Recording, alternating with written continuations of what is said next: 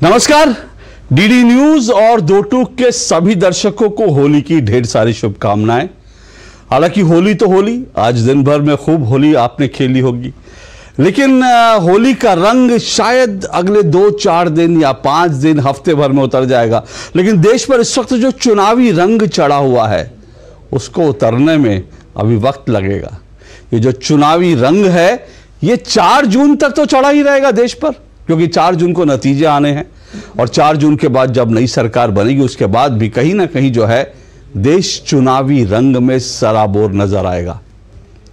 लेकिन जब चुनाव होते हैं तो ढेर सारे मुद्दे उठते हैं, कुछ अच्छे भी मुद्दे उठते हैं, कुछ बुरे भी मुद्दे उठते हैं, कुछ हमको ऐसी बातें भी सुननी पड़ती हैं जो सुन करके थोड़ा शर्मिंदगी भी होती है कि हमारी राजनीति जो है किस हद तक जा रही है। और अब जबकि चुनाव के अंदर कुछ नेता अगर जेल में हों तो जाहिर सी बात है कि उनका मुद्दा, भ्रष्टाचार का मुद्दा और उनके जेल जाने का मुद्दा और साथ साथ जो जांच एजेंसियां उनके दुरुपयोग का मुद्दा भी इस पूरे चुनाव में ऐसा लगता है छाया रहेगा। आप समझ गए होंगे मैं बात अरविंद केजरीवाल की कर रहा हूं। हालांकि आज मुद्दा जांच एजेंसियों के दुरुपयोग से जुड़ा नहीं है, बल्कि आज मुद्दा उससे भी ज्यादा खतरनाक है। देखिए होता क्या है कि इस वक्त जबकि अरविंद केजरीवाल जेल में हैं, यानी कि हिरासत में हैं, उनके 2 और बड़े नेता वो भी शराब घोटाले को लेकर वो भी जो हैं जेल के पीछे हैं। तो अब आम आदमी पार्टी कह रही है कि अरविंद केजरीवाल को तो जेल में भेज दोगे, लेकिन उनकी सोच को कैसे रोकोगे। आम आदमी का पार्टी दरअसल एक भावनात्मक इमोशनल कार्ड खेल रही है जब वो कहती है कि अरविंद केजरीवाल को आप भले ही सलाखों के पीछे डाल दोगे, लेकिन उनकी सोच का क्या करोगे। पर जब अरविंद केजरीवाल की सोच की बात होती है तो मन में एक ख्याल आता है, ये सोच आती है कि अरविंद केजरीवाल की सोच आखिर है क्या। ये मैं किस लिए कह रहा हूं, ये मैं इसलिए कह रहा हूं कि 2012 तक अरविंद केजरीवाल, जिस अरविंद केजरीवाल को देश जानता था, उनकी सोच थी कि राजनीति को बदल देना, उनकी सोच थी कि करप्शन के खिलाफ लड़ना है। राजनीति कितनी बदली इसका फैसला देश की जनता आज उनके कदमों से कर सकती है। जिन्होंने कहा था कि गाड़ी नहीं लेंगे, बंगला नहीं लेंगे, आज अगर वो वियतनाम से टाइल्स मंगाते हैं अपने घर के लिए, आज अगर वो 2.5 से 5 लाख की कमोड उनके बाथरूम में इस्तेमाल होती है, 8 लाख रुपए के पर्दे उनके यहाँ लगाए जाते हैं, तो फिर बहुत सारे सवाल उठते हैं कि जो 2012 में अरविंद केजरीवाल की सोच थी वो अरविंद केजरीवाल असली थे, या आज जिनको हम देख रहे हैं वो अरविंद केजरीवाल असली हैं। जो राजनीति बदलने आए थे वो खुद बदल गए, करप्शन मिटाने आए थे, आज खुद करप्शन के मामले में आज वो जांच एजेंसियों के हत्थे चढ़ चुके हैं। लेकिन मैंने कहा कि मामला आज उससे भी ज्यादा गंभीर है। आज उस खतरनाक खेल की बात करेंगे जिस खेल में अरविंद केजरीवाल और आम आदमी पार्टी शामिल हुए हैं। जो आरोप लग रहे हैं ये बड़ा ही गंभीर आरोप है। एक खालिस्तानी आतंकवादी ने यह दावा किया है, बाकायदा वीडियो जारी करके दावा किया है कि अरविंद केजरीवाल को और आम आदमी पार्टी को उसने साल 2014 के आसपास करीब 134 करोड़ रुपए दिए। 134 करोड़ रुपए। और उससे भी बड़ी बात क्या है कि 134 करोड़ रुपए एक आतंकवादी की रिहाई के बदले दिए। उस आतंकवादी का, प्रतिबंधित संगठन के एक आतंकवादी जो भारत से बाहर भारत के खिलाफ जहर उगलता है, भारत के खिलाफ कॉन्स्पिरेसी करता है, वो ये दावा कर रहा है कि उसने अरविंद केजरीवाल और आम आदमी पार्टी को 134 करोड़ रुपए दिए ताकि उनके संगठन से जुड़े एक आतंकवादी को रिहा करने में मदद की जाए। यह बहुत ही खतरनाक और बहुत गंभीर आरोप है। हालांकि सवाल यह भी उठते हैं कि एक आतंकवादी या भारत विरोधी जो एक व्यक्ति है उसके आरोपों पर हम भला क्यों उसके आरोपों पर भरोसा करें। यह भी तो संभव है कि वह झूठ बोल रहा होगा, यह भी तो संभव है कि वह भारत की राजनीति में उथल पुथल मचाने के लिए इस तरह के झूठे आरोप लगा रहा होगा। यह भी संभव है। लेकिन जब आरोप लगा है तो उन आरोपों पर चर्चा तो होनी चाहिए। ये आरोप कितने सच हैं, क्योंकि एक बात और है, ये आरोप पहली बार नहीं लगा है। इससे पहले भी आम आदमी पार्टी पर इस तरह के आरोप लगते रहे हैं। और जब बार बार एक आरोप लगता है तो फिर मन में ये सवाल उठने लाजमी है कि इन आरोपों में कितनी सच्चाई है। दो टूक में आज मैं इस पर चर्चा करूंगा, लेकिन इस विषय पर आऊं उससे पहले एक और गंभीर विषय पर चर्चा करनी जरूरी है। आज का चुनावी पंच। हम अक्सर राजनीतिक पार्टियों को देखते हैं कि चुनावों में वो महिला सुरक्षा का मुद्दा उठाते हैं, महिला सशक्तिकरण का मुद्दा उठाती हैं। राजनीतिक पार्टियां और नेता ये बड़े बड़े दावे करते हैं कि वो महिलाओं का सम्मान करते हैं, महिलाओं को सशक्त बनाने के लिए वो दिल से चाहते हैं, दिल से प्रयास करते हैं। लेकिन मैंने दो टूक में ये बात पहले भी बोली है कि दिक्कत यह है कि जब कभी बलात्कार जैसे मामले आते हैं, महिलाओं पर अपराध के मामले आते हैं, तो राजनीतिक पार्टियां राजनीतिक खांचों में बट जाती हैं। लेकिन आज जो मेरा चुनावी पंच है वो उससे भी ज्यादा शर्मनाक है। कांग्रेस की एक महिला नेता, कांग्रेस की एक महिला प्रवक्ता ने कंगना रनौत को लेकर सोशल मीडिया में एक बहुत ही शर्मनाक टिप्पणी की है। कंगना रनौत को दरअसल बीजेपी ने हिमाचल प्रदेश के मंडी से लोकसभा का टिकट दिया है। कंगना रनौत एक जानी मानी अभिनेत्री हैं और शिवसेना ने कैसे उनका घर, उनका ऑफिस तोड़ा था अवैध रूप से, इसके बारे में आप जानते हैं, क्योंकि कंगना रनौत बहुत वोकल हैं। वो प्रधानमंत्री नरेंद्र मोदी की बहुत बड़ी समर्थक हैं और वो भारत को लेकर अक्सर जो है भारत आगे बढ़े, तरक्की करे, उसको लेकर वो अक्सर सोशल मीडिया में अपने विचार रखती हैं और इसीलिए वो अक्सर विपक्ष के निशाने पर रहती हैं। यहां तक तो बात समझ में आती है। लेकिन अब जबकि कंगना रनौत को लोकसभा का टिकट दिया गया तो सुप्रिया श्रीनेत, कांग्रेस की नेता, कांग्रेस की महिला प्रवक्ता ने कंगना रनौत को लेकर एक बहुत ही भद्दी टिप्पणी की। और इस टिप्पणी में न सिर्फ महिला का अपमान किया गया, बल्कि इसमें मंडी शब्द का, यानी मंडी, जो मंडी एक दरअसल हिमाचल प्रदेश का एक जगह का नाम है मंडी, उसको लेकर भी एक बहुत ही अश्लील किस्म की सेक्सियस्ट रिमार्क किए गए मंडी शब्द को लेकर के और कंगना रनौत को लेकर। यह विवाद जब बढ़ा तो सुप्रिया श्रीनेत ने आके सफाई दी कि दरअसल मेरे सोशल मीडिया को कोई और देख रहा था और उसने दरअसल इस तरह का पोस्ट कर दी। लेकिन सवाल तो यह है, राहुल गांधी कहते हैं कांग्रेस मोहब्बत की दुकान है। यह कैसी मोहब्बत की दुकान है जहां महिलाओं का हो रहा अपमान है? यह सवाल आज हमारे सामने है। लेकिन बात सिर्फ इतने पर नहीं रुकी। सुप्रिया श्रीनेत ने यह कहा, ठीकरा उन्होंने फोड़ दिया अपने सोशल मीडिया को हैंडल करने वाले पर। लेकिन सवाल यह है कि सोशल मीडिया वही हैंडल करता है जो आपकी सोच को दिखाता है। अगर आप अपना सोशल मीडिया एक टीम को देते हैं तो वो टीम आपकी सोच के अनुरूप आपके सोशल मीडिया को हैंडल करती है। तो सवाल यह है कि इस तरह की महिला विरोधी सोच कहां से आई? बात सिर्फ यहीं पे खत्म नहीं हुई है। बात सिर्फ इतनी भी है कि जब सोशल मीडिया से, सुप्रिया श्रीनेत के सोशल मीडिया से ये जो आपत्तिजनक, ये अश्लील जो ट्वीट था, जब ये डिलीट कर दिया गया, ये पोस्ट डिलीट कर दी गई, तो गुजरात कांग्रेस के एक नेता ने कंगना रनौत को लेकर एक और बहुत ओछी और अश्लील टिप्पणी की।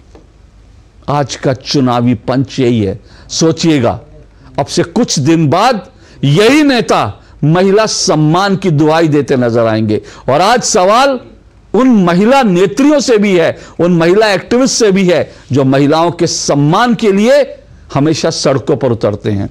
आज वो सुप्रिया श्रीनेत और कांग्रेस, गुजरात कांग्रेस के इस नेता के खिलाफ कब सड़कों पर उतरेंगे, इसका हमें इंतजार रहेगा। चलिए, चुनावी पंच के बाद आज एक बार फिर लौटता हूं अपने मुद्दे पर। जैसे मैंने बताया, खतरनाक खेल आज का मेरा विषय है और सवाल यह है कि यह खतरनाक खेल कौन खेल रहा है।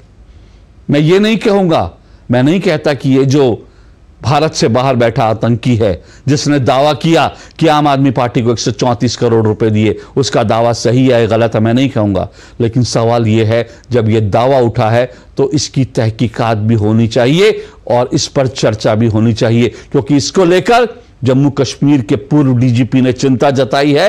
और साथ साथ ये भी आपको बता दूं, मैं आपको जम्मू कश्मीर के पूर्व डीजीपी का बयान भी सुनवाता हूं और साथ साथ आपको कुमार विश्वास जो अरविंद केजरीवाल के करीबी थे, उनके साथ रहे, उनका एक पुराना बयान भी सुनवाता हूं। और वो बयान भी अपने आप में यह दिखाता है कि अरविंद केजरीवाल इस तरह के जो टुकड़े टुकड़े गैंग है जो भारत को तोड़ने की, भारत को काट कर अलग देश बनाने की बात करते हैं, अरविंद केजरीवाल उनको लेकर सिंपैथाइजर रहे हैं। जरा सुनिए, उसके बाद आज की चर्चा, आज की डिबेट को शुरू करूंगा। जो गुरबख्श सिंह पन्नून जो खालिस्तानी टेररिस्ट है न्यूयॉर्क बेस्ड, यूएस बेस्ड, वो क्लेम कर रहा है कि आम आदमी पार्टी को $16 मिलियन उन्होंने केजरीवाल को दिए जब वो केजरीवाल उनसे मिले थे 2014 से 2022 के बीच में। और ये $16 मिलियन इस प्रॉमिस में दिए गए थे कि एक टेररिस्ट भुल्लर नाम का है जो 1993 बम ब्लास्ट दिल्ली में इन्वॉल्व था और उसमें शायद 6 लोगों की हत्या हुई थी और बहुत सारे लोग जख्मी हुए थे। ये बहुत सीरियस एलिगेशन है और मैं समझता हूँ केजरीवाल को और उनकी पार्टी को ये देश के सामने एक्सप्लेन करना चाहिए कि आपने इस तरह से एक एंटी नेशनल खालिस्तानी टेररिस्ट से इतने मिलियन $16 मिलियन लिए और एक टेररिस्ट को छोड़ने के लिए जो देश की सिक्योरिटी के लिए और देश की आंतरिक सुरक्षा के लिए बहुत खतरनाक है। ऐसा आदमी जिसने एक समय में मुझे ये तक कहा था जब मैंने उसको कहा कि ये जो फ्रिंज एलिमेंट है, जो अलगाववादी संगठन है, जो खालिस्तानी मूवमेंट से जुड़े हुए लोग हैं, इनका साथ मत ले पिछले चुनाव में। और उसने कहा था कि नहीं हो जाएगा, चिंता मत कर। और कैसे चीफ मिनिस्टर बनेगा तो उसने उसका फार्मूला भी बताया था कि ऐसे ऐसे भगवंत और फुल्का जी को लड़वा दूंगा और मैं पहुंच जाऊंगा। और आज भी वो उसी पथ पे माने मत मानो, और नहीं भी है तो वो पपेट बिठा लेगा, कोई कुछ कर लेगा वो कुछ काम। तो ऐसे में उसने मुझे इतनी भयानक बातें बोली जो कि सबको पता है, पंजाब में सबको पता है। कि एक दिन तो मुझसे कहता है कि तू चिंता मत कर, या तो मैं एक स्वतंत्र सूबे का मुख्यमंत्री बनूंगा। और मैंने कहा ये अलगाववाद 2020 का रेफरेंडम आ रहा है, पूरी दुनिया फंडिंग कर रही है ISI से लेके और बाकी अलगाववादी ग्रुप। तो कहते तो क्या हो गया, तो स्वतंत्र देश का पहला प्रधानमंत्री बनूंगा। स्वतंत्र देश का पहला प्रधानमंत्री बन जाएगा, कुमार विश्वास दावा कर रहे हैं अरविंद केजरीवाल। ये स्वतंत्र देश कौन सा आप समझ सकते हैं? जहां से फंडिंग हो रही है, जहां से फंडिंग के दावे किए जा रहे हैं। अच्छा, इस बीच एक और बड़ी ही दिलचस्प बात हुई, दिलचस्प नहीं बल्कि कहना चाहिए, मालूम नहीं ये संयोग है या प्रयोग है। जिस वक्त ये दावा किया गया, भारत की धरती से बाहर यह दावा किया, एक प्रतिबंधित संगठन के आतंकवादी ने दावा किया कि आम आदमी पार्टी अरविंद केजरीवाल को उसने 134 करोड़ रुपए $16 मिलियन जो है दिया। ठीक उसी समय जब यह दावा आया है, इस वक्त राघव चड्ढा, आम आदमी पार्टी के जो सांसद हैं राघव चड्ढा, वो इस वक्त ब्रिटेन में हैं। हालांकि राघव चड्ढा ने यह कहा है कि वो अपनी आंख का ऑपरेशन कराने के लिए वो ब्रिटेन गए हैं। लेकिन एक बड़ी दिलचस्प बात यह है, राघव चड्ढा ने ट्वीट करके कहा है कि वो प्रधानमंत्री के ब्रिटिश संसद में गए थे, प्रधानमंत्री के जो क्वेश्चन आंसर्स थे उनको सुनने के लिए।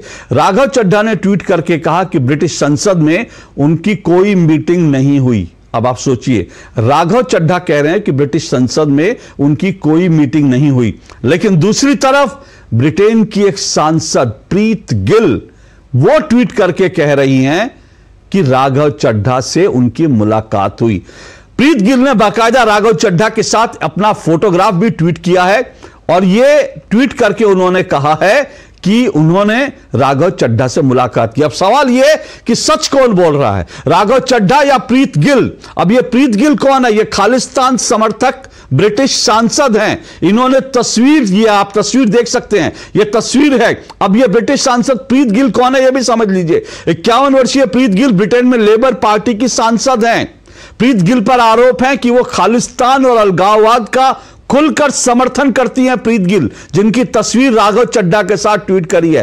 प्रीत गिल के बारे में बताया जाता है कि उन्होंने ब्रिटेन में खालिस्तान के समर्थन में फंडिंग भी जुटाई है, यानी वो खालिस्तान जिसकी बुनियाद जो ISI रखना चाहता है, उसको आरोप है कि प्रीत गिल ने लंदन में इंडिया हाउस के बाहर जो भारत विरोधी प्रदर्शन हुआ जिसमें तिरंगे का अपमान किया, उसकी भी फंडिंग जो है प्रीत गिल ने की थी, यह भी आरोप है। प्रीत गिल अपने सोशल मीडिया पर अक्सर भारत विरोधी और हिंदुओं के विरोध में वो अपने ट्विटर पर, अपने सोशल मीडिया पे पोस्ट करती हैं भारत विरोधी और हिंदुओं के विरोध में।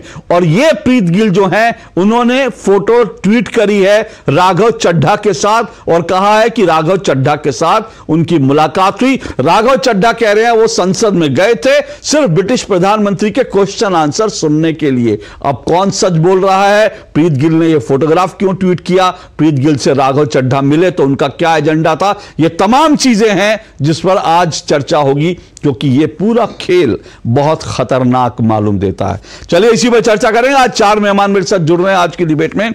चारों मेहमानों से हम परिचय करवा देता हूं। मेरे साथ संजीव कौशिक जुड़े हैं, राजनीतिक विश्लेषक हैं, आम आदमी पार्टी के समर्थक है संजीव कौशिक। मेरे साथ एसपी वैद्य जी जुड़े हैं। एसपी वैद्य जी जम्मू कश्मीर के पूर्व जो हैं डीजीपी हैं और सुरक्षा मामलों के एक्सपर्ट हैं।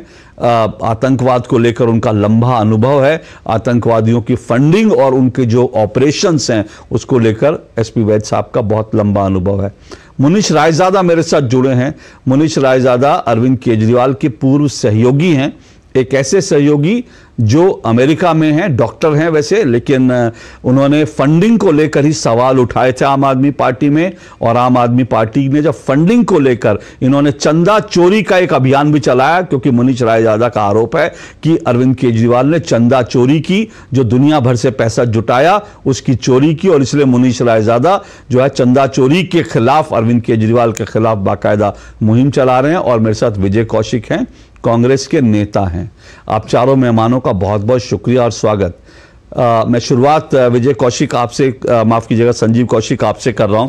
संजीव कौशिक, ये बहुत गंभीर आरोप हैं जो लगाए गए हैं अरविंद केजरीवाल पर, आम आदमी पार्टी पर, क्या कहेंगे आप?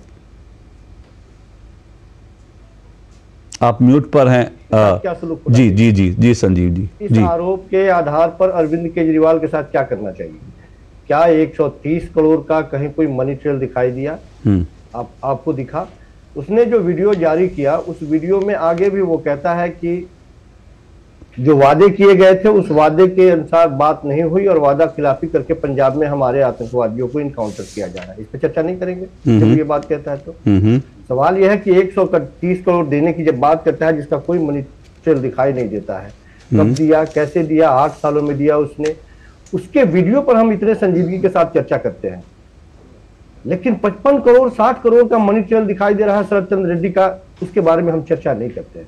ठीक है, वो आपकी मर्जी, आप जिस पर चर्चा कराना चाहे चर्चा कराए। लेकिन सच बात तो यह है कि साफ दिखाई देता है कि हम किसको संजीदगी से ले रहे हैं और किसे दरकिरार करने का प्रयास कर रहे हैं। एक व्यक्ति जो आतंकवादी है, जो बाहर विदेश में बैठा हुआ है, जिसके बारे में लगातार ये बात, ठीक यदि वो इस तरह की घटनाओं को अंजाम देने में कामयाब हो रहा है या वो आतंकवादी है, वो भुल्लर को छुड़ाने के लिए, देवेंद्र पाल सिंह भुल्लर को छुड़ाने के लिए यदि वो पैसा दे रहा है, अरे साहब इतने पैसे का वो आरोप लगा रहा है, उतने में तो 10 और आतंकवादी वो पैदा कर लेता।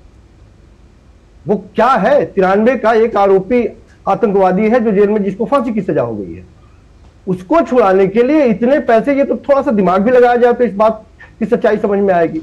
केवल इसलिए कि उसने एक वीडियो जारी किया और उसमें आरोप लगाया, इसलिए अरविंद केजरीवाल को खालिस्तान समर्थक बता दिया जाए। राघव चड्ढा वहां गए तो वो खालिस्तान समर्थकों से मिलते हुए दिखाई दे रहे हैं। साहब, राघव चड्ढा सांसद है, वहां जा रहे हैं, यदि किसी से मुलाकात हो रही है तो वो तस्वीर कब की है, किस तरह की तस्वीर है, कैसे इस्तेमाल किया जा रहा है, बहुत सारी चीजें हैं जो अभी पर्दे के पीछे। 4 दिन पहले की तस्वीर है, संभव है, संभव नहीं सर, 4 दिन पहले की तस्वीर है। आपने सोशल मीडिया खंगाला नहीं, मैं सोशल मीडिया खंगाल कर बैठा हूं। ठीक है, आपने देखा होगा। लेकिन क्या सिर्फ एक वीडियो जारी कर देने से ये चर्चा का विषय हो जाता है कि 130 करोड़ उसने दिए थे और इस पर इतने गंभीर आरोप लगा करके कि नहीं, आपने उससे खालिस्तानी आतंकवादी से आपने पैसे लिए थे, संजीव जी आपने छुड़ाया नहीं। संजीव जी सुनिए, आपने कहा कि क्या आरोप लगाने पर चर्चा, आपने मुझे नहीं मालूम आपने मेरा ओपनिंग रिमार्क सुना नहीं सुना है। मैंने अपने ओपनिंग रिमार्क में ये बात भी कही, एक पत्रकार का काम होता है कि दोनों तरफ की बात करना। मैंने ये भी कहा कि भाई एक आतंकवादी है भारत के बाहर बैठा, हो सकता है भारत की राजनीति को डिस्टेबलाइज करने के लिए उसने ऐसा बयान दिया, लेकिन कई जो है उसके बयान के बाद कई चीजें और सामने आ रही है ना, मैं तो उन पर बात कर रहा हूं। और आपने सुनिए सर, सुनिए मेरी बात सुनिए संजीव कौशिक, आपने बहुत ही मतलब एक हल्का तर्क दिया।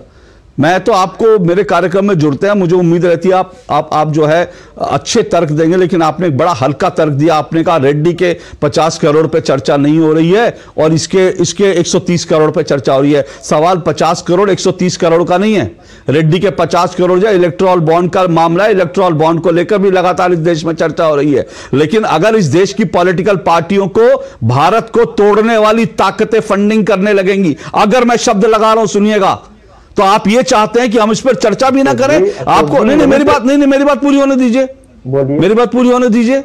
मतलब आप इतनी हल्की बात कैसे कह सकते हैं? भारत एक राजनीतिक पार्टी के ऊपर कोई आतंकी संगठन, मैं कह रहा हूं ना कि कोई बात नहीं, हो सकता है झूठा हो, बिल्कुल झूठा हो, लेकिन अगर एक आतंकवादी संगठन यह कह रहा है उसने भारत में एक पॉलिटिकल पार्टी को, आतंकवादियों को छुड़ाने के लिए फंडिंग करी, तो उसके बाद आप कह रहे हैं कि इस पर चर्चा नहीं होनी चाहिए? ये अपने आप में मुझे लगता है ये बड़ा हल्का तर्क है, और मैं आपसे ऐसे हल्के तर्क की उम्मीद नहीं कर रहा हूं। अशोक जी, उस वीडियो से ज्यादा हम आप पे भरोसा कर लेते कि आपका कोई स्टिंग ऑपरेशन हुआ होता, आपका कोई गया होता, इंटरव्यू करके आया होता, आपके तरफ से कोई ऐसी सूचना मिली होती कि इस वीडियो की सत्यता की गारंटी हम लेते हैं। वो एक व्यक्ति जो खुद विदेश में है और भारत से फरार व्यक्ति है, उस व्यक्ति की बातों पर एक वीडियो जारी करता है, उसमें से आधे वीडियो के बातों को लेकर के हम चर्चा कर रहे हैं। यदि वो ये बात कह रहा है तो अगली लाइन को क्यों आप छोड़ दे रहे हैं कि पंजाब में लगातार हमारे आतंकवादियों को इनकाउंटर किया जा रहा है? वो ये भी तो कहता है ना उस लाइन में, तो हम उस बात पर क्यों नहीं चर्चा कर रहे हैं कि ये इनकाउंटर करने की वजह से एक आरोप लगा रहा है? वो मैंने कहा हो सकता है, मैं तो कह रहा हूं हो सकता है वो एनकाउंटर करने के कारण आरोप लगा रहा हूं, मैं तो फिर वही कह रहा हूं, हो सकता है आरोप लगा रहा हूं, तो भाई सीधी सी बात है, अगर लग रहा नहीं हुआ तो, पर एक बात यह है कि आपने कहा, आप ये भी कह सकते थे कि इसकी एनआईए जांच करे, राजनीति में इसकी एनआईए जांच करे। अशोक जी, राजनीति में सारा खेल टाइमिंग का ही होता है, और ये टाइमिंग देश की जनता भी समझ रही है कि इस टाइम में क्या चल रहा है देश में। देश में इस तरह के बेबुनियाद आरोपों पर चर्चा तो हो रही है, लेकिन साफ जहां मनी ट्रेल दिखाई दे रहा है, जहां साफ दिख रहा है कि पैसा कहां से आया, किस परिस्थिति में आया, किसके खाते में गया, कैसे गया, उसमें हम चर्चा करने के लिए तैयार। अखबारों ने, जब अखबारों से कहा जाता है कि इसके बारे में छापिए, तो अखबार वाले सीधे जब ये खबर भी छापते हैं तो अखबारों में इतनी हिम्मत और नैतिकता नहीं रहती है, वो इसमें लिखते हैं और कहते हैं कि हमने इस बाबत भारतीय जनता पार्टी के लोगों से पूछा, उन्होंने कोई सर अखबारों की बात तो छोड़ दीजिए, सारे अखबार, आधे से ज्यादा अखबार तो आम आदमी पार्टी ने खरीद रखे हैं। आप लोगों को क्या दिक्कत है? आप लोग तो विज्ञापन देकर के खबरें मैनेज करते हो। मैं जानता हूं, मैं दिल्ली के 10 पत्रकारों को जानता हूं जो अपने अखबार में कहते हैं कि अरविंद केजरीवाल के खिलाफ कोई खबर नहीं छपती क्योंकि इतने विज्ञापन भर के मिलते हैं। हमको यह कहा जाता है कि विज्ञापन जो है रोक दिए जाएंगे। मैं सुनिए मैं आपको दैनिक जागरण, सुनिए, अब मैं अखबार का नाम लेके बताता हूं, अब मैं एक पत्रकार का नाम लेके बताता हूं। एक पत्रकार, एक राजनीतिक संपादक को सिर्फ इसलिए निकाल दिया गया था अखबार से क्योंकि उसने आम आदमी पार्टी, अरविंद केजरीवाल, सुनिए सर, मेरे से संजीव कौशिक, मैं तथ्यों पर, सुनिए संजीव कौशिक, मैं तथ्यों पर बात करता हूं। और अगर आप सुनिए, आप राजनीतिक प्रवक्ता बने हुए हैं, आप राजनीतिक विश्लेषक प्रवक्ता हैं, मैं तथ्यों पर बात करता हूं। और दिल्ली में आम आदमी पार्टी के खिलाफ आम आदमी पार्टी ने कितने टेलीविजन चैनलों पर, एक मिनट सुनिए, कितने टेलीविजन चैनलों पर जो है कितने घंटे के विज्ञापन आते हैं, हमें पता है। और हमें पता है आम आदमी, और हमें यह भी पता है कि अरविंद केजरीवाल के इंटरव्यू कैसे फिक्स होते हैं। ये तक तय करते हैं अरविंद केजरीवाल कि पीछे भगत सिंह की फोटो लगा दो, बड़ा क्रांतिकारी लगेगा। हमको भी बताइए मीडिया कैसे आम आदमी पार्टी मैनेज करती है। ये अशोक श्रीवास्तव को मत समझाइए कि मीडिया कैसे करती है। अशोक जी 10 सेकंड तो प्लीज देना पड़ता है आपको, 10 सेकंड तो देंगे आप, हम उम्मीद करते हैं। अशोक जी, आज से 4-5 दिन पहले आरटीआई के एक रिपोर्ट से निकला कि वो खबर भी आई थी, प्रभात खबर ने या तमाम दैनिक भास्कर ने, अखबारों ने इसको बड़ी प्रमुखता से छापा भी है। पिछले 2 सालों में देश के प्रधानमंत्री के चेहरे को चमकाने के लिए तकरीबन 10 अरब से ज्यादा, करीब 11 अरब के आसपास में रुपए खर्च किए गए हैं केवल विज्ञापन। चैलेंज कर रहा हूं, सुनिए चैलेंज कर रहा हूं, संजीव कौशिक, मैं चैलेंज कर रहा हूं इस खबर पर। मैं कांग्रेस की प्रवक्ता को एक्सपोज कर चुका हूं, चैलेंज कर रहा हूं मैं। अभी सुनिए, सुनिए मेरी बात संजीव कौशिक, मैं अभी दूसरे मेहमान के सुनिए, चैलेंज कर रहा हूं, सुनिए संजीव कौशिक, चुनौती दे रहा हूं। मैं अभी जा रहा हूं एसपी वैद्य जी के पास, चुनौती दे रहा हूं, गूगल करिए, वो खबर निकाल के दिखाइए, चुनौती दे रहा हूं। मेरे डिबेट में पूरी तैयारी के साथ, पूरी तैयारी के साथ मेरे डिबेट में आया करिए। जो आपने रकम बताई है ना, चैलेंज कर रहा हूं संजीव कौशिक, चुनौती दे रहा हूं, गूगल करिए ना, अब बहस मत कीजिए, गूगल करिए, 5 मिनट दे रहा हूं, गूगल करिए। और जो आपने रकम बताई ना 10 अरब, वो भी गूगल करके दिखाइए दर्शकों को। मैं आ रहा हूं आपके पास, 10 अरब आप प्रधानमंत्री को 10 साल में खर्च हुए ना, गूगल करके निकालिए, फिर मैं आपसे बात करता हूं।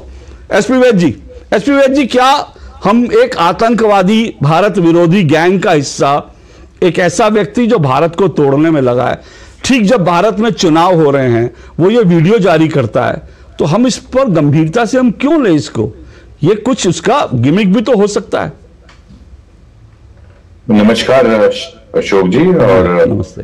आपको होली की मुबारक। मेरे साथ जो पैनलिस्ट हैं उन सबको भी होली की मुबारक, और आपके दर्शकों को। आप ठीक कह रहे हैं कि एक टेररिस्ट पन्नू एक माना हुआ टेररिस्ट जो भारत को तोड़ना चाहता है, भारत के खिलाफ गतिविधियां करता है, और उसके स्टेटमेंट को क्यों लिया जाए? ऐसा है, वो दूध का दूल्हा नहीं हो सकता है, वो झूठ बोल रहा हो सकता है वो सच भी बोल रहा हो। आप जो इन्वेस्टिगेटिंग एजेंसीज हैं वो किसी भी इनपुट को हल्के से नहीं लेती हैं।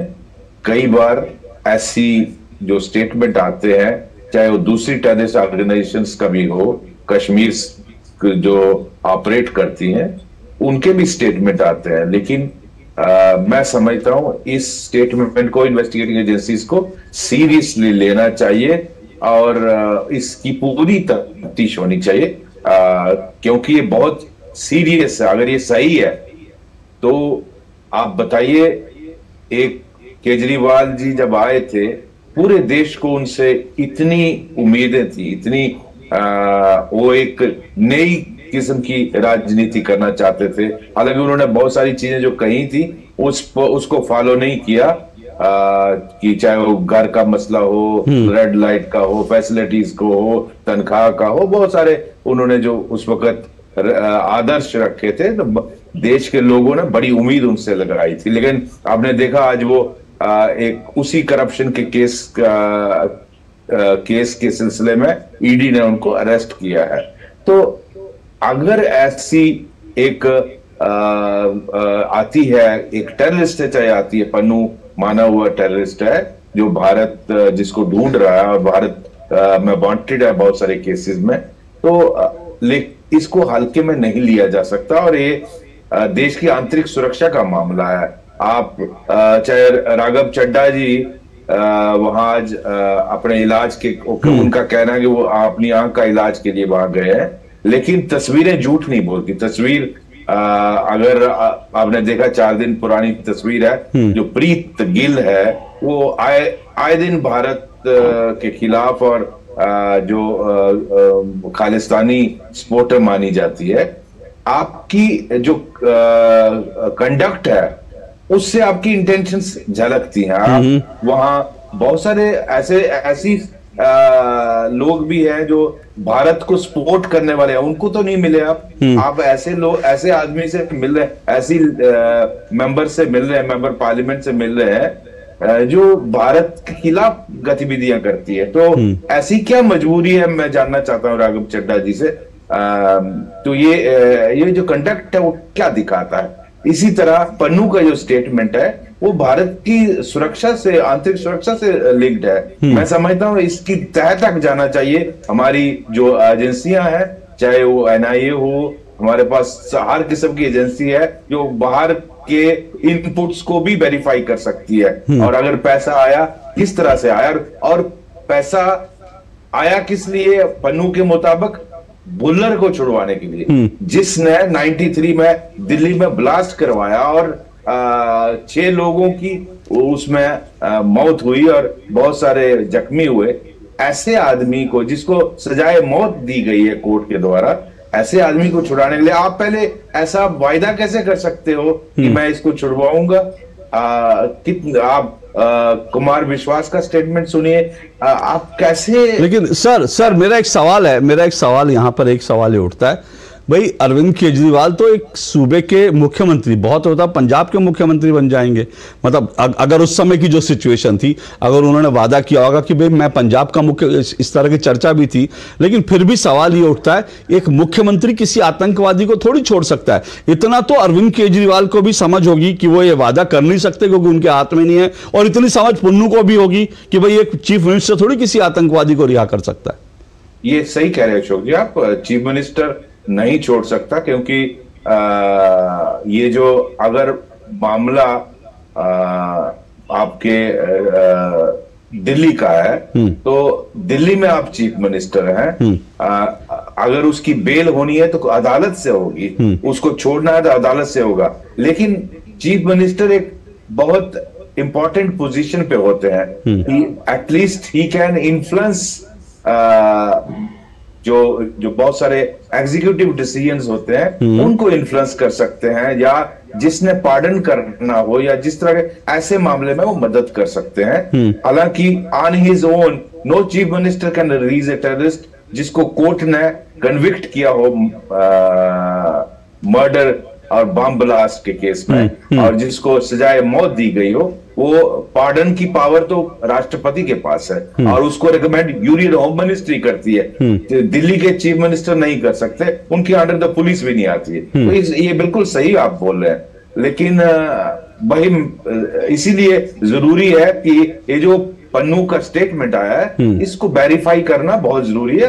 अगर ये एक फॉल्स प्रोपेगेंडा है और केजरीवाल जी को बदनाम करने का या इंडियन पॉलिटिक्स का इसमें अपने आप को डालने का ताकि तमाशा किया जाए और इसका फायदा उठाए, एक कंफ्यूजन खड़ी की जाए क्योंकि इस वक्त केजरीवाल अंदर है, तो उस स्थिति में भी उसको हमें मालूम होना चाहिए कि ये इसकी इंटेंशन ये है। लेकिन अगर ये सही है, ये बहुत सीरियस एलिगेशन है और फिर केजरीवाल और उनकी पार्टी को देश के लोगों को जवाब देना होगा कि उन्होंने इतने बड़ी रकम $16 मिलियन किस पर्पस के लिए लिए, अगर लिए तो, और उन्होंने एक टेररिस्ट बुल्लर को छुड़ाने के लिए लिए। ये फिर अगर ऐसा है, ये अपने आप में बहुत ये बहुत सीरियस बात, ये बहुत सीरियस है, इसलिए इसकी जांच तो होनी चाहिए, भले ही वो आरोप सच है झूठ है। अगर पुन्नू ने इसको एक गेम खेलने की कोशिश की है तो उसको भी एक्सपोज करना चाहिए, और अगर इस आरोप में जरा भी सच्चाई है तो उसकी भी तहकीकात होनी चाहिए। यानी ये जो आरोप है, ये जो कुछ वीडियो है, इसकी तह में जाना जरूरी है। मैं एक छोटा सा ब्रेक ले रहा हूं, ब्रेक के बाद आऊंगा। संजीव कौशिक जो है कुछ कहना चाहते हैं और विजय कौशिक भी कुछ कहना चाहते हैं, लेकिन साथ साथ मेरे साथ मुनीश रायजादा भी हैं। और मैं आपको ये बता दूं, जब उस समय का जब का जिक्र हो रहा है कि जब अरविंद केजरीवाल विदेश गए थे, उस समय मुनीश रायजादा उनकी आवभगत में थे अरविंद केजरीवाल की। मुनीश रायजादा उन कुछ लोगों में से थे, चुनिंदा लोगों में से, जो जिन्होंने अरविंद केजरीवाल की इस यात्रा के समय उनके लगभग काफी समय तक साथ थे। तो मुनीश रायजादा से भी सच जानने की कोशिश करेंगे इस ब्रेक के बाद।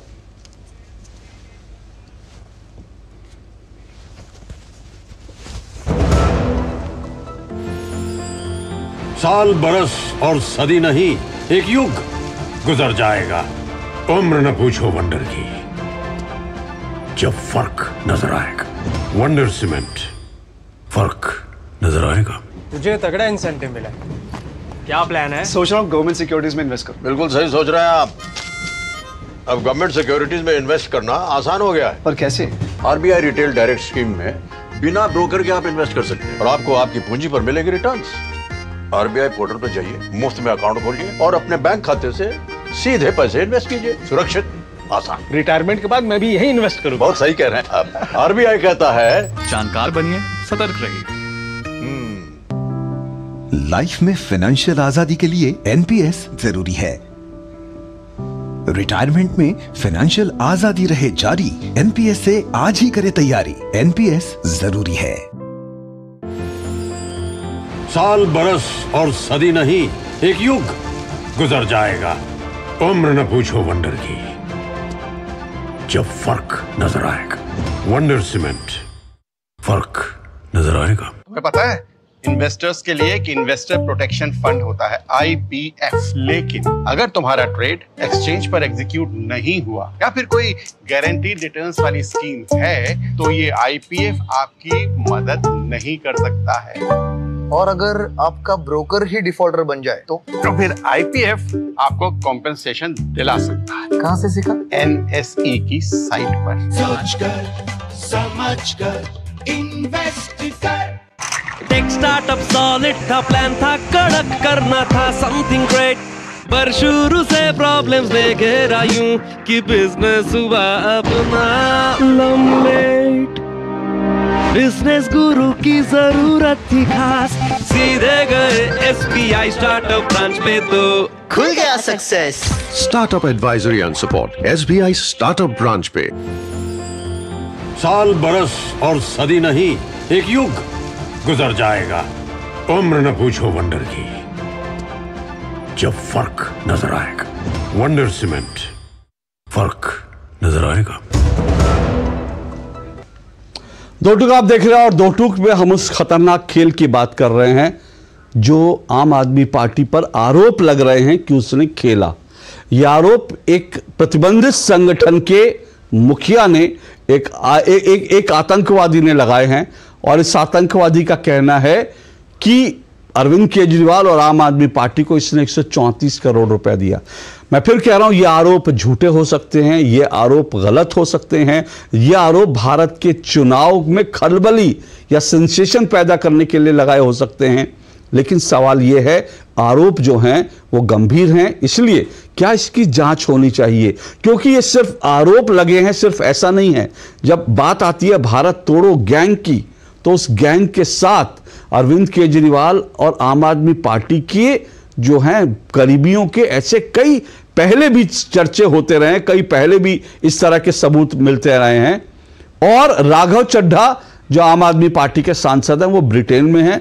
ब्रिटेन में उन्होंने प्रीत गिल से जो है मुलाकात की है। हालांकि राघव चड्ढा ने यह कहा कि वो किसी से नहीं मिले, संसद में गए थे सिर्फ वहां के प्रधानमंत्री के जो क्वेश्चन आंसर थे उनको सुनने के लिए, और इसके अलावा उनकी कोई मीटिंग नहीं हुई। लेकिन प्रीत गिल जो भारत विरोधी सांसद हैं, जो खालिस्तानियों को पैसा देती हैं, जिन्होंने भारत के खिलाफ वहां पर कई डेमोन्स्ट्रेशन करवाए, भारत के जो दूतावास के बाहर डेमोन्स्ट्रेशन को फंडिंग करी, ये आरोप हैं। वो प्रीत गिल जो है वो ट्वीट करके राघव चड्ढा के साथ अपनी तस्वीर डालती हैं और कहती हैं कि राघव चड्ढा के साथ उनकी मुलाकात हुई है। तमाम चीजें हैं जिन पर हम चर्चा कर रहे हैं। चार मेहमान मेरे साथ जुड़े हुए हैं। संजीव कौशिक जुड़े हुए हैं, आम आदमी पार्टी के समर्थक राजनीतिक विश्लेषक हैं। SP वैद जुड़े हुए हैं, पूर्व DGP हैं जम्मू कश्मीर के, रणनीतिक मामलों के सुरक्षा मामलों के एक्सपर्ट हैं। मुनीश रायजादा हैं, आम आदमी पार्टी और अरविंद केजरीवाल के पूर्व सहयोगी हैं। विजय कौशिक हैं, कांग्रेस के नेता हैं। जी विजय कौशिक, आपका कमेंट इस पूरे विवाद पर क्या कहेंगे आप? देखिए अशोक भाई, सबसे पहले मैं आपको बधाई देता हूँ, आपके चैनल को बधाई देता हूँ। एक इतना संवेदनशील मुद्दा आप देश की जनता के सामने रखते हैं। जो बातें कह रहे हैं आप, कांग्रेस पार्टी की तरफ से ये बातें हम बहुत पहले से कहते रहे थे, क्योंकि खालिस्तानियों की सरकार है एक तरीके से पंजाब के अंदर, क्योंकि वहां उन्हीं के समर्थन से चल रही है। और हम ये भी कहते रहे कि शराब घोटाला केजरीवाल जी ने किया, लेकिन उन परिस्थितियों को आपको समझना होगा। उस समय जितने भी वादे ये जो 130 करोड़ की डील, ये सब मोदी जी के जवाब पर केजरीवाल जी ने की निश्चित तौर पर, क्योंकि सेंटर से संबंधित मामला था और मोदी जी की मिली भगत से बहुत घोटालों को आम आदमी पार्टी के नेता केजरीवाल जी ने अंजाम दिया था। एक देवेंद्र सिंह DSP आपको याद हो तो आतंकी को इधर से उधर ले जाते हुए पकड़े गए थे, उसमें भी केजरीवाल जी का हाथ था। इसलिए मोदी सरकार ने कभी भी उस मामले का खुलासा नहीं होने दिया।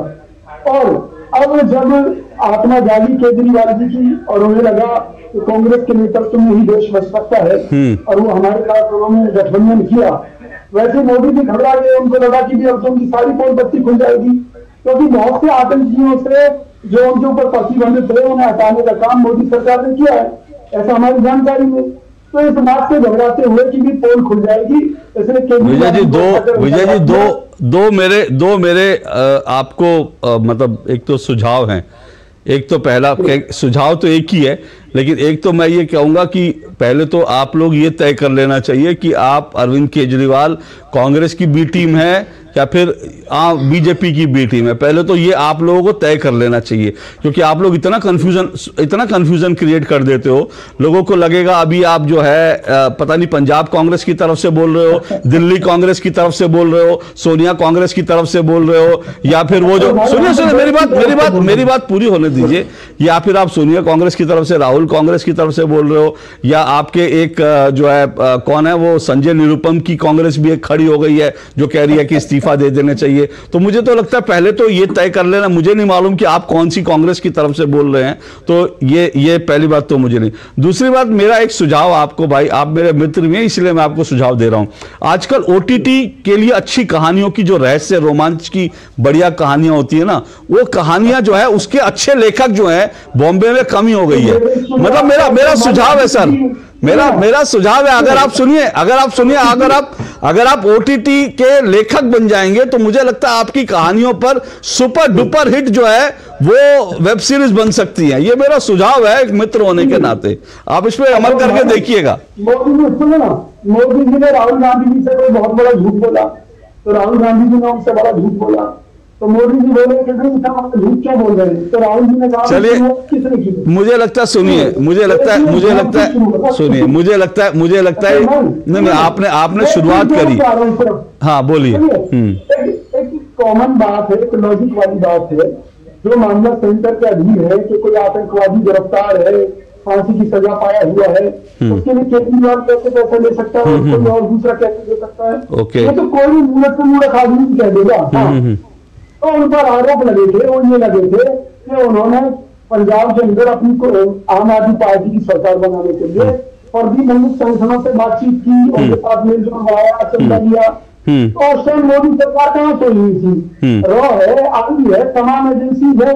सच्ची बात तो ये है, शराब घोटाला भी मोदी सरकार ने करवाया था। ओके चलिए मैं थोड़ा सीरियस, क्योंकि विजय जी क्योंकि विजय जी आपने सुनिए। ओके रुकिए विजय जी अब रुकिए एक मिनट, क्योंकि आप ही ने कहा कि ये सीरियस इशू है, तो मुझे लगता है इस पर मैं सीरियसनेस के साथ इस डिबेट को आगे बढ़ाता हूं। मुनीश रायजादा जी आपके पास आऊंगा, लेकिन उससे पहले एक बात, आपने बड़ी ठीक बात की, मैंने भी ये बात उठाया, अभी वैद साहब से भी मैंने ये बात उठाई कि भाई एक मुख्यमंत्री होके वो कैसे वो कर सकता है, और आपने भी कहा सही बात है कि भाई एक मुख्यमंत्री होके। लेकिन मेरे पास से एक चिट्ठी है और ये सोशल मीडिया पे वायरल हो रही है, ठीक है, और ये चिट्ठी जो है अरविंद केजरीवाल की चिट्ठी है। सवाल यह है कि भुल्लर को, एक आतंकवादी को रिहा करने का वादा अरविंद केजरीवाल कैसे कर सकता है? ये बड़ी दिलचस्प बात है। अरविंद केजरीवाल कैसे एक आतंकवादी को छुड़ा सकते हैं? लेकिन सोशल मीडिया पर अभी मैं जब जा रहा था तो एक चिट्ठी वायरल है, और ये चिट्ठी जानते हैं क्या है? ये चिट्ठी जो है ये 27/1/2014 की है। 27 जनवरी 2014 की ये चिट्ठी है, अरविंद केजरीवाल ने चिट्ठी लिखी है। और इसमें अरविंद केजरीवाल क्या लिखते हैं मैं बता देता हूं। ये जो वायरल चिट्ठी है, इसमें अरविंद केजरीवाल लिखते हैं, Delhi government has already recommended to the president the release of professor Bhullar. Professor Bhullar को रिलीज का अरविंद केजरीवाल कह रहे हैं कि दिल्ली सरकार जो है इसको रिकमेंड कर रही है कि प्रोफेसर भुल्लर, ये प्रोफेसर भुल्लर कौन है? ये प्रोफेसर भुल्लर नहीं, आतंकवादी भुल्लर है। ये वो आतंकवादी भुल्लर है जिसके बारे में जिक्र हो रही है, जिसका गुरु पुन्नू ने जिक्र किया है। तो ये जो चिट्ठी वायरल चिट्ठी है, मैं इसकी चिट्ठी की अभी सत्यता की बात नहीं कर रहा, अभी ये सब चीजें जांच होनी बाकी है, लेकिन इस चिट्ठी में साफ तौर पर लिखा है अरविंद केजरीवाल ये कह रहे हैं कि बाकायदा उन्होंने रिकमेंड किया है राष्ट्रपति से कि इस आतंकवादी भुल्लर को रिहा कर दिया जाए, जिसको लेकर ये पूरा बखेड़ा खड़ा हुआ है। ये चिट्ठी हमारे सामने है। अब उसके बाद ये जो कहते हैं कि बहुत सारे जो सर्कमस्टांसेस जो हैं एविडेंस होते हैं, ये उनमें से क्या एक है, इस सब की जांच होनी जरूरी है। लेकिन मैं मुनीश रायजादा आपके पास आ रहा हूं। एक मिनट रुकिएगा, एक मिनट देखिए, फिर मुझे रखिए, मुझे गंभीरता से डिबेट करने दीजिए। एक मिनट, नहीं, मुझे देखिए अभी 45 हो गया। मैं मुनीश रायजादा ने जितना अरविंद के, एक मिनट नहीं, मैं बाद में मौका दूंगा। मुनीश रायजादा बताएं। मुनीश रायजादा, ये इंपॉर्टेंट है क्योंकि आप भी उस वक्त थे जब अरविंद केजरीवाल वहां पर विदेश में थे। आप तो खुद ही अमेरिका में। मुनीश रायजादा को जरा लाइए स्क्रीन पर। मुनीश रायजादा दरअसल वो व्यक्ति हैं जिन्होंने यूएस में, अमेरिका में बाकायदा आम आदमी पार्टी के लिए चंदा जुटाया। उसके बाद मुनीश रायजादा ने आरोप लगाया कि अरविंद केजरीवाल, आम आदमी पार्टी ने चंदा चोरी की है और उसको लेकर मुनीश रायजादा मुझे दिख नहीं रहे। ओके, मुनीश रायजादा का शायद कनेक्शन कट गया। मैं आता हूं उनके पास जल्दी से। हाँ, बोलिए विजय कौशिक। देखिए, मैं कांग्रेस पार्टी की तरफ से एक बात स्पष्ट तौर पर कहना चाहता हूँ। पंजाब से आतंकवाद समाप्ति के लिए हमारी पार्टी के नेताओं ने बहुत कुर्बानियां दी। मेरा मुद्दा वो नहीं है सर। देश की अखंडता को साथ पर रख रहा है। सुनिए, चाहे वो केजरीवाल है, कोई भी है, जांच होनी चाहिए। वो 130 करोड़ रुपए कैसे आया देश के अंदर, कैसे आतंकवादियों की मदद के लिए अगर इस तरह के लेटर लिखे गए हैं, तब भी जांच होनी चाहिए। कांग्रेस पार्टी देश विरोधी किसी भी व्यक्ति या संगठन की पैरोकार नहीं है। ओके, हमने ठीक है, अपनी पूर्व प्रधानमंत्री स्वर्गीय इंदिरा गांधी को इस आतंकवाद की आग में खोया है। ठीक है, ओके। मुझे लगता है कि कोई भी पार्टी जो है ये बात कहे, बहुत अच्छा लगता है। हर पार्टी कहती है कि वो आतंकवाद, लेकिन ये जो मामला है गंभीर है। मुनीश रायजादा जी, मुनीश रायजादा, आप तो वहां पर थे, क्या कहेंगे आप इस पूरे विवाद पर? जी, अब मैं क्रोनोलॉजी पे चलता हूं। पहली बात, एक अलग पॉइंट में पहले क्लियर कर दूं। मैं उस वक्त शिकागो में था और जब अब अरविंद जेल में गए हैं तो हम अन्ना आंदोलन के सभी पुराने साथी बेहद खुश हैं। It's not a political statement. हम लोग अन्ना आंदोलन के माध्यम से और उसके बाद पार्टी में करप्शन से लड़ने आए थे, न कि करप्शन करने आए थे। इसलिए भारतीय लिबरल पार्टी, जिसका मैं इस वक्त अध्यक्ष हूं, हमने परसों 2 दिन पहले दिल्ली में लड्डू बांटे। Anyway, going back, Arvind Kejriwal की गिरफ्तारी पर जी हमने बड़ी खुशी हुई है और हम सब अन्ना आंदोलन के वॉरियर्स ये चाहते हैं कि ये जेल में आगे जाएं, ठूसे जाए और ये बने रहे, क्योंकि हम भ्रष्टाचार से लड़ने आए थे, न कि भ्रष्टाचार करने। एनीवे, कमिंग टू दिस, मेरा संबंध अन्ना आंदोलन से भी है। आम आदमी पार्टी में मैं एनआरआई सेल का को कन्वीनर भी रहा हूं। आपने प्रोफेसर भुल्लर, आतंकवादी भुल्लर के 27 जनवरी 2014 का एक चिट्ठी का उल्लेख किया। मैं आपको अब ले चलता हूं दिसंबर 2014। दिसंबर 2014, 2015 जनवरी में इलेक्शन अनाउंस होने थे, जिसमें अल्टीमेटली 67 सीटें मिली। मैं आपको थोड़ा पीछे लेके चलता हूं। 2014 दिसंबर में अरविंद पार्टी बनाने के बाद यूएसए में फर्स्ट टाइम आए थे। 7 दिसंबर को वो यूएसए आए। 4 दिसंबर को पहले दुबई गए। दुबई गए थे, आपको ध्यान होगा, यूएई की विजिट की थी, उसके बाद यूएसए आए थे। वहां पर सुब्रतो साह, इन सब ऑपरेशंस को कोऑर्डिनेट कौन कर रहे थे? राजीव श्रॉफ, जो कि आईआईटी के अरविंद के क्लासमेट है। ओके, दिल्ली गुड़गांव से, और आम आदमी पार्टी में, यद्यपि उनके पास कोई पद नहीं था। आपको ध्यान है कि पंकज गुप्ता इस वक्त भी पार्टी के खजांची हैं, कोषाध्यक्ष हैं। लेकिन ये सारे ऑपरेशंस उनके अरविंद के आईआईटी के मित्र राजीव श्रॉफ, जो कि गुड़गांव में कंपनी चलाते हैं, वो चला रहे थे सारे फंड रेजिंग के काम। तो ये दुबई जाते हैं। दुबई में से एक ईमेल भी है मेरे पास, क्योंकि मैं I was a part of this whole operations, उनकी विजिट का।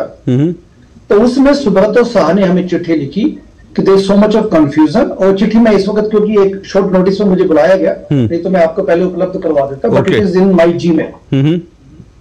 उसके बाद वहां पर उन्होंने चिट्ठी लिखी कि न्यूयॉर्क में, मैं शिकागो से 2 दिन पहले आ गया था, मैं और Suresh Reddy again, he is a IIT friend of Arvind Kejriwal, party से इनका कोई संबंध नहीं।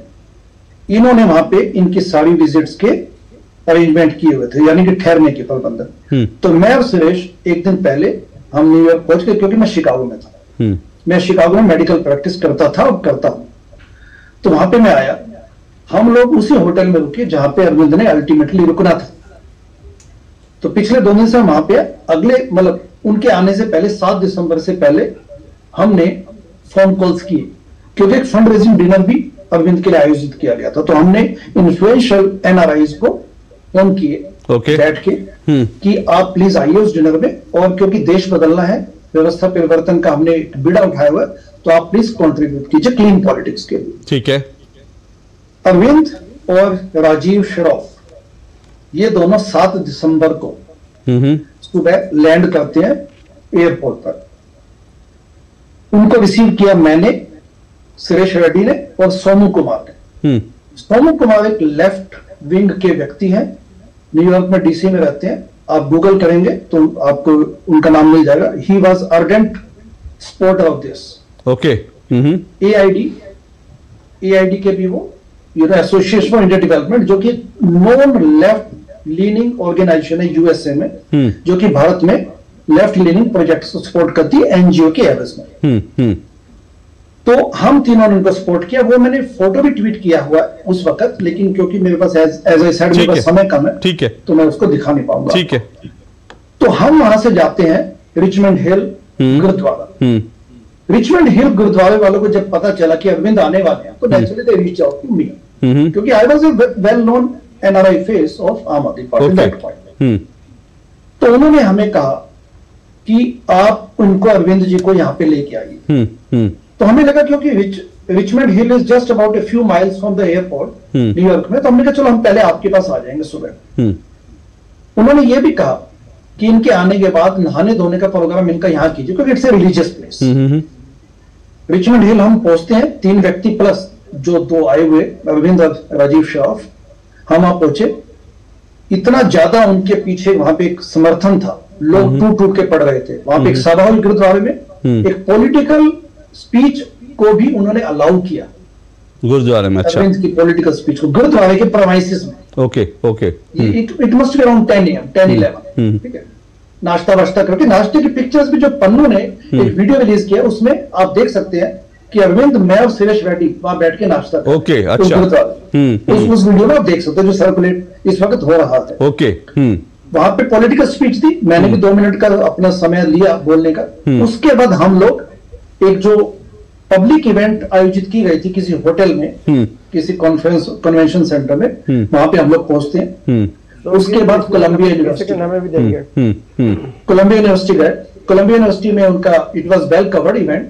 वहां पे जितने भी अशोक जी, जितने भी वहां पे हॉल के अंदर कोलंबिया यूनिवर्सिटी में जितनी भी ट्वीट्स हुई है, वो सब मैंने किए, क्योंकि वहां पे photographers and media was not allowed. And India today का एक न्यूज भी है जिसमें उन्होंने 10-11 फोटो लगाए हैं। ठीक है, उसमें उन्होंने, लेकिन मुनीष जी ये समझाने की कोशिश कीजिए आरोप। हाँ जी। अब उसके बाद शाम को डिनर, जिसके लिए हम पिछले 2 दिन से फोन किए जा रहे हैं कि प्लीज आइएगा आप इसमें। उसमें लगभग 25-30 इन्फ्लुएंशियल एनआरआईज आए हुए थे। ठीक है। हम लोग वहां से फ्री हो गए। उसके बाद हम आते हैं होटल वापिस, जहां पे मैं और सुरेश रेड्डी पहले से रुके हुए थे। अरविंद वहां पे तैयार होते हैं, थोड़े आके उन्होंने तैयार किया। उसके बाद वहां पे उन्होंने कहा कि हमें तीनों को जाना है, यानी कि सुरेश रेड्डी, श्रॉफ, राजीव श्रॉफ एंड अरविंद, वो मिलने चले जाते हैं। और I am not part of that delegation. Okay.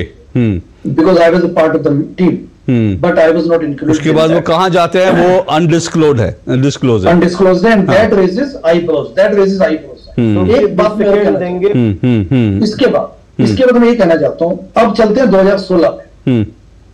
2016 में चलते हैं। 2017 में पंजाब में चुनाव होने हैं, लेजिस्लेटिव असेंबली इलेक्शंस, जिसमें आम आदमी पार्टी लगभग 20 सीटें लेके आती है। 2016 के मार्च-अप्रैल में कैप्टन अमरिंदर सिंह शिकागो आते हैं। उस वक्त मैं एक्स एपी मेंबर बन चुका हूं, क्योंकि हमने चंदा के विरोध किया था, and I was excluded. Amritsar से, पंजाब से आते हैं अमरिंदर सिंह, मैं उनसे मिलने जाता हूँ बिकॉज ही इनवाइटेड। ओके। सुनिए, उसमें मैं एक खुलासा करना चाहता हूँ जल्दी, मेरे पास समय कम है। जब हम मिलते हैं तो अमरिंदर सिंह जी वहां पे स्टकअप हो जाते हैं, क्योंकि पंजाब से उनको कनाडा, शिकागो से कनाडा नहीं जाने दिया जाता, समा सिक्योरिटी रीजंस की वजह से। वहां पे 10 दिन है। मैं वहां पे मिला उनसे कई बार।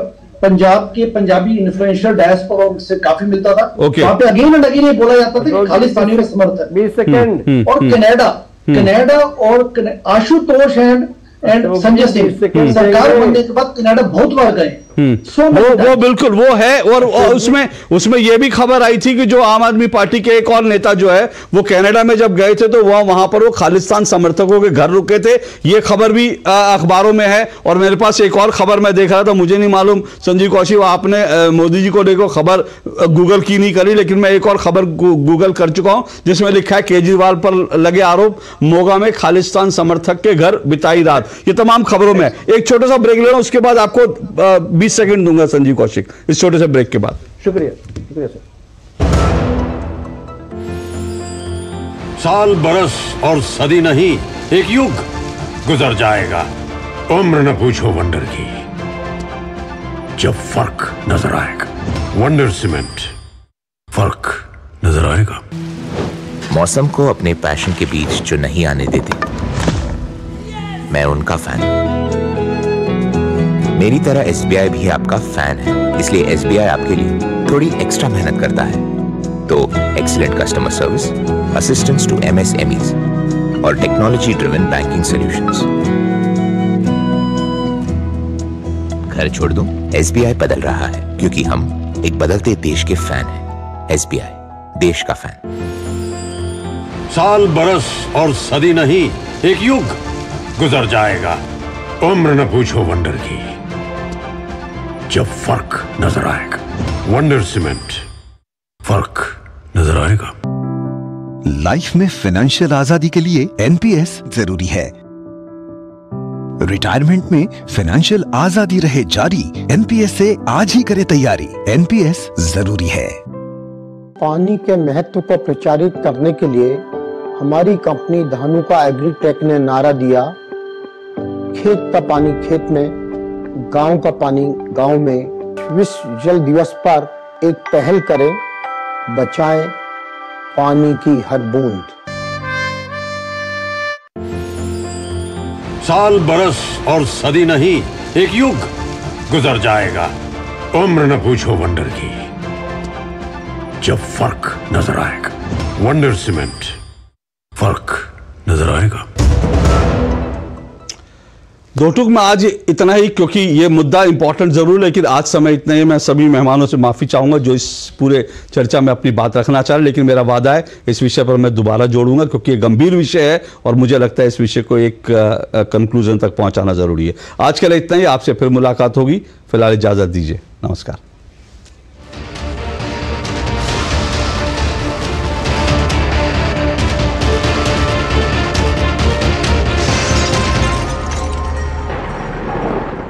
दो टूक के प्रायोजक